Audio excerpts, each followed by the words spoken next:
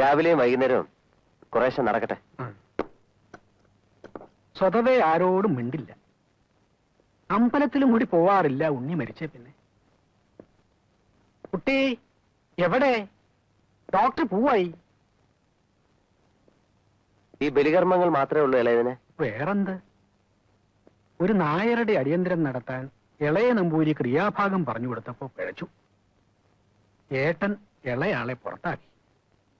ആഴ്വാഞ്ചേരി തമ്പ്രാക്കള നമ്പൂരിയാരിൽ ഇത്തിരി താഴ്ത്തി എന്ന് പറയുന്നുണ്ട്. ഓരോ കഥകള്. 510 ഇല്ലക്കാരുണ്ടെന്നാ കണക്ക്.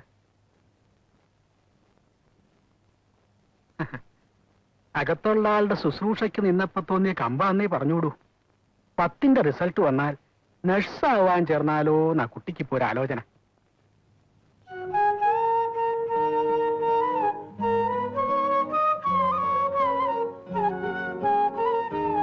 ഇല്ലത്ത് ഡോക്ടർ ഉണ്ടായില്ല. എന്നാ ഇതെങ്കിലും ആവട്ടെ എന്നാവും കുട്ടിയുടെ വിചാരം. അതിനും കഴിയില്ല.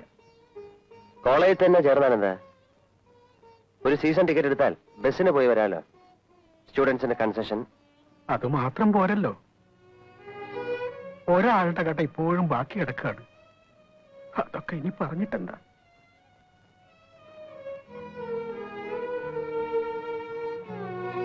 ഇനി കഞ്ഞി തരട്ടെ?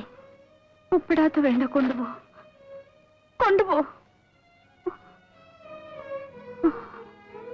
കുറച്ചു ദിവസം അങ്ങനെ വേണ്ടി വരും.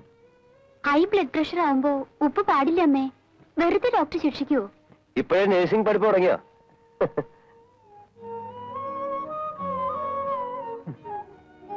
ഡോക്ടറെ കൈവച്ചാ പിഴക്കില്ല.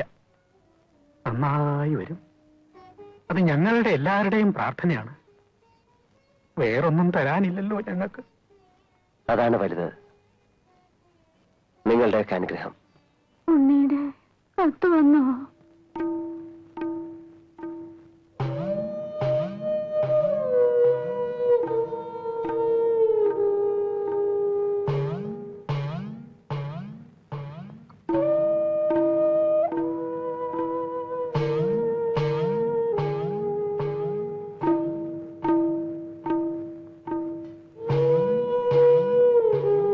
അമ്മ പേടിക്കാതെ കിടക്കൂ.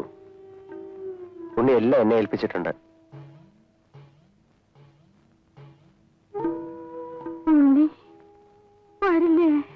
ഉണ്ണി വരും. ഇപ്പൊ അനങ്ങാതെ കിടക്കൂ.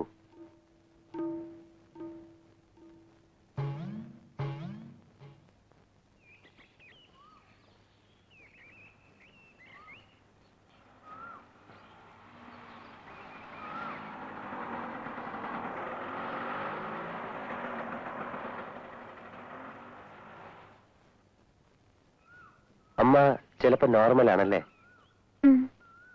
അപ്പോ ഏട്ടനെ പറ്റി പറഞ്ഞു കരയും. അല്ലാത്തപ്പോ ഏട്ടൻ പഠിക്കുമെന്നാണ് വിചാരം. നഴ്സിംഗ് സെലക്ഷൻ അച്ഛൻ വെറുതെ പറഞ്ഞല്ല, എളുപ്പമല്ലെന്നറിയാം. എന്നാലും അതുകൊണ്ട് എന്താ വിശേഷം? കുട്ടിക്ക് പറ്റിയതാണോ അതൊക്കെ?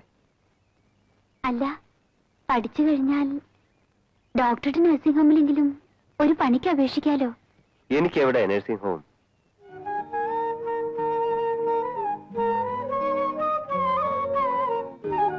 ഏട്ടൻ നഴ്സിംഗ് ഹോം ഇടുമ്പോ എന്റെ പേരായിരിക്കും. ശ്രീദേവി ക്ലിനിക് എന്നൊക്കെ തമാശ പറയും. ഏട്ടന്റെ ഓരോ മോഹങ്ങൾ. ശ്രീദേവി കോളേജ് ചേർന്നോളൂ. മാർക്കുണ്ടാവില്ലേ? 9th ഞാനാ ഫസ്റ്റ്. 82%. SSLCക്ക് ഫസ്റ്റ് ക്ലാസ് ഉണ്ടാവും, ഉറപ്പ്. പിന്നെന്താ? കഴിയണ്ടേ? വെറുതെ അച്ഛനോട് ഞാൻ പറയാം. റിസൾട്ട് വരട്ടെ.